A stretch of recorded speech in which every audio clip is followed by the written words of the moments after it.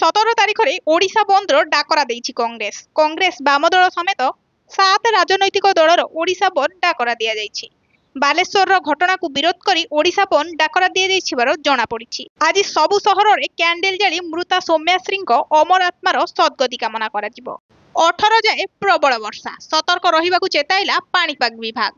ଆସନ୍ତା 24 ଘଣ୍ଟା ମଧ୍ୟରେ ଉତ୍ତର ପଶ୍ଚିମ ବଙ୍ଗୋପସାଗର, ପଶ୍ଚିମବଙ୍ଗ ଓ ଓଡ଼ିଶା ସଂଲଗ୍ନ ଉପକୂଳ ଅଞ୍ଚଳରେ ଏକ ଲଘୁଚାପ କ୍ଷେତ୍ର ସୃଷ୍ଟି ହେବାର ସମ୍ଭାବନା ରହିଛି।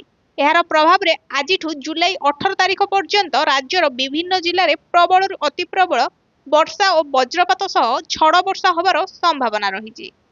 ଆଉ ପାଦେ ଆଗେଇଲା ମୁମ୍ବାଇ ଅହମ୍ମଦାବାଦ ବୁଲେଟ୍ ଟ୍ରେନ୍ ପ୍ରକଳ୍ପ। ମୁମ୍ବାଇ ଅହମ୍ମଦାବାଦ ବୁଲେଟ୍ ଟ୍ରେନ୍ ପ୍ରକଳ୍ପକୁ ଆଉ ଏକ ସଫଳତା ମିଳିଛି। ଏହି ପ୍ରକଳ୍ପ ଲାଗି ସମୁଦ୍ର ତଳ ଟନେଲ କାମର ପ୍ରଥମ ପର୍ଯ୍ୟାୟ ସମ୍ପୂର୍ଣ୍ଣ ହୋଇଛି। ଖାନସୋଲିଠାରୁ ଶିଳ୍ପଠା ଯାଏ ଅଣ୍ଡରସି ଟନେଲ କାମ ସମ୍ପୂର୍ଣ୍ଣ ହୋଇଥିବାର ରେଲୱେ ପକ୍ଷରୁ ସୂଚନା ମିଳିଛି। କେବିସି ଏହି ରୁଟ୍ରେ ଜାପାନର ଶିଙ୍କାନସେନ୍ ବୁଲେଟ୍ ଟ୍ରେନ୍ ଚଳାଚଳ କରାଯିବ। ପୁରୀ ମହାନଗର ନିଗମରେ ମିଶିବ 8 ପଞ୍ଚାୟତର 44ଟି ଗାଁ, ସୂଚନା ଦେଲେ ପୁରୀ ବିଧାୟକ। ପୁରୀ ମହାନଗର ନିଗମ ହେବା ନେଇ ପ୍ରକ୍ରିୟା ଆରମ୍ଭ ହୋଇସାରିଛି। ପୁରୀ ସହରକୁ ଲାଗିଥିବା 8 ପଞ୍ଚାୟତର 44ଟି ଗାଁର ନାମକୁ ପୁରୀ ପୌରସଂସ୍ଥା ପ୍ରସ୍ତାବରେ ଯୋଡ଼ି ସରକାରଙ୍କୁ ପଠାଇଛି। ଏନେଇ ନଗର ଉନ୍ନୟନ ବିଭାଗ ପ୍ରସ୍ତାବ ପାଇବା ପରେ ମହାନଗର ନିଗମ କରିବା ନିମନ୍ତେ ଆବଶ୍ୟକ ପଡୁଥିବା ଭିତ୍ତିଭୂମି ନିର୍ମାଣ ନିମନ୍ତେ ପଦକ୍ଷେପ ନେଇଛି। ରେଳବାଇ ଚାକିରି ପାଇଁ ସୁବର୍ଣ୍ଣ ସୁଯୋଗ, ମାର୍ଚ୍ଚ ଭିତରେ ନିଯୁକ୍ତି ପାଇବେ 1 ଲକ୍ଷ ପ୍ରାର୍ଥୀ। ଭାରତୀୟ ରେଳବାଇରେ ବମ୍ପର ନିଯୁକ୍ତି। ମାର୍ଚ୍ଚ 2026 ସୁଦ୍ଧା ଭାରତୀୟ ରେଳବାଇ 1 ଲକ୍ଷ ପଦବୀରେ ନିଯୁକ୍ତି ଦେବାକୁ ଯାଉଛି। ପ୍ରକୃତରେ 2024 ମସିହାରେ ରେଳବାଇ ବୋର୍ଡ ନିଯୁକ୍ତି କ୍ୟାଲେଣ୍ଡର ପ୍ରକାଶ କରିଥିଲା, ଯେଉଁଥିରେ 1,08,324 ଖାଲି ପଦବୀ ପାଇଁ ନିଯୁକ୍ତି ଘୋଷଣା କରାଯାଇଥିଲା। ଭାରତୀୟ ରେଳବାଇରେ ନିଯୁକ୍ତି ପ୍ରକ୍ରିୟା ଚାଲିଛି, ଯେଉଁଥିରୁ କିଛି ପରୀକ୍ଷାର ବିଜ୍ଞପ୍ତି ଜାରି କରାଯାଇଛି ଏବଂ ପରୀକ୍ଷା ମଧ୍ୟ ପ୍ରଦାନ କରାଯାଇଛି।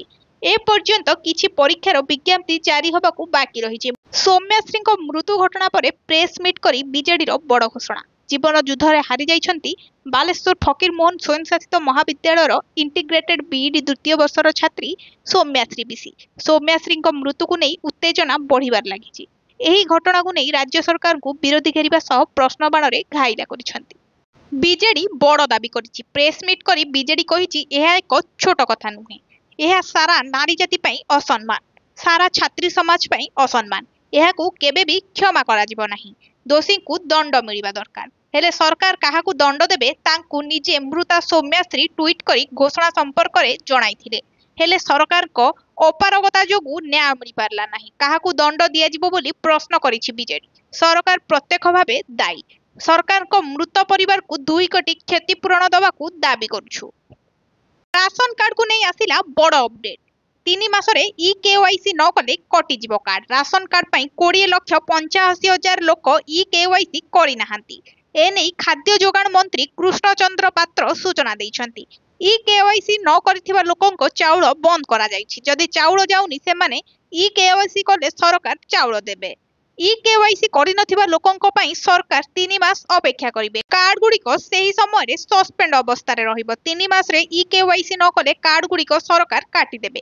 ତେବେ ନେଟୱାର୍କ ନଥିବା ଜିଲ୍ଲାମାନଙ୍କରେ ନେଟୱାର୍କ ବ୍ୟବସ୍ଥା କରାଯାଇଛି। 5 ବର୍ଷରୁ ଅଧିକ ବୟସର ପିଲାମାନେ ରାସନ କାର୍ଡରେ ସାମିଲ ହେବେ ବୋଲି ମନ୍ତ୍ରୀ କହିଛନ୍ତି। ହୀରାକୁଦ ହେବ ଜଳ କ୍ରୀଡ଼ାର ଭୂସ୍ୱର୍ଗ।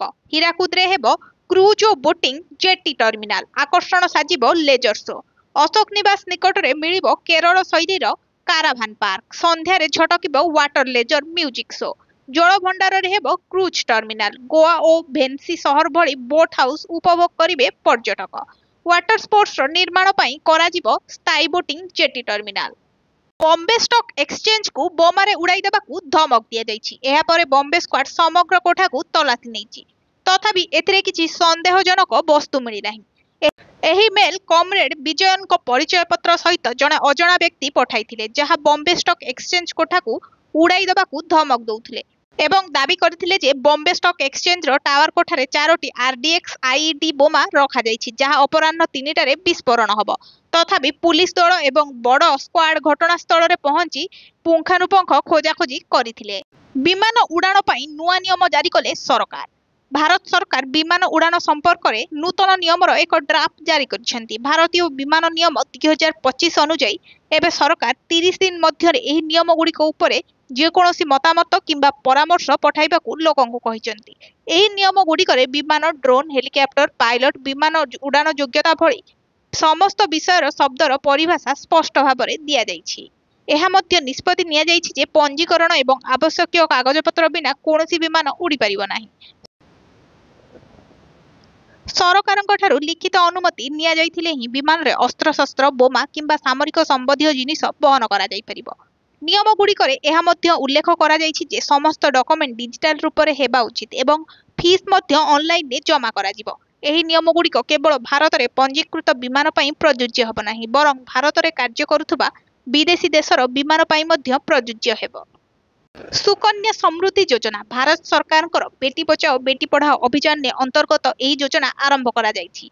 ଯଦି ଜଣେ ଅଭିଭାବକ 1 ବର୍ଷ ବୟସରେ ଝିଅ ପାଇଁ ଏହି ଖାତା ଖୋଲନ୍ତି, ପ୍ରତିବର୍ଷ 50,000 ଜମା କରନ୍ତି, ତେବେ 21 ବର୍ଷ ପରେ ମ୍ୟାଚୁରିଟି ସମୟରେ 20ରୁ 22 ଲକ୍ଷ ପର୍ଯ୍ୟନ୍ତ ଅର୍ଥ ପାଇପାରିବେ।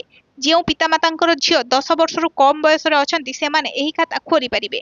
ସମୟରେ ଏହି ଖାତାରେ ଜମା ହୋଇଥିବା ରାଶି 20ରୁ 25 ଲକ୍ଷ ପର୍ଯ୍ୟନ୍ତ ହୋଇପାରେ, ଯାହା ବାହାଘର ସମୟରେ ଝିଅର କାମରେ ଆସିବ। ଏହି ଖାତାକୁ ଅଧିକୃତ ବ୍ୟାଙ୍କ ବା ଡାକଘରେ ଖୋଲାଯାଇଥାଏ। ସୁଭଦ୍ରା ଯୋଜନା ଅନ୍ତର୍ଗତ ତୃତୀୟ କିସ୍ତି ଅଗଷ୍ଟ 9 ତାରିଖରେ ହସ୍ତାନ୍ତର ହେବାକୁ ଯାଉଛି। ଯେଉଁ ମହିଳାମାନେ ଏହି ଯୋଜନାରେ ନିୟମ ଅନୁଯାୟୀ ଲାଭ ପାଇଛନ୍ତି ଓ ଦ୍ୱିତୀୟ କିସ୍ତି ପୂର୍ବରୁ ମିଳିଛି, ସେମାନଙ୍କ ବ୍ୟାଙ୍କ ଖାତାକୁ ଅଗଷ୍ଟ 9ରେ ତୃତୀୟ ଓ ଶେଷ କିସ୍ତି ରାଶି ଅଟୋମେଟିକ୍ ଭାବେ ଯିବ।